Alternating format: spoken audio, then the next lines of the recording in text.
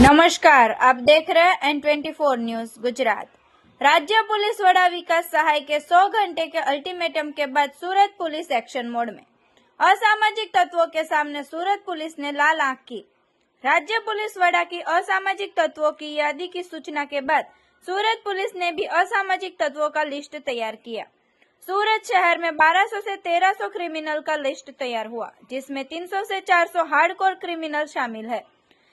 20 से 25 जितने गुज सीटकों के आरोपी और असामाजिक तत्वों का क्राइम ब्रांच पुलिस ने कानून का सबक सिखाया।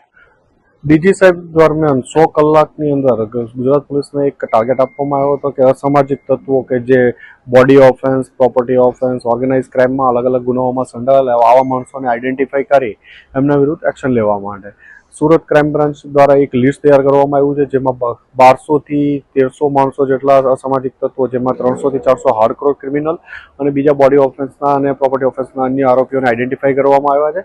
એમાંથી આજ 20-22 આરોપીઓને અહીંયા લાવવામાં આવ્યા છે। એમની પૂછપરછ ચાલુ છે અને એમના વિરુદ્ધ એક્શન લેવાની કાર્યવાહી કરવામાં આવી છે। देखते रहिए N24 न्यूज गुजरात, सिर्फ हम तक ही नहीं, सब तक।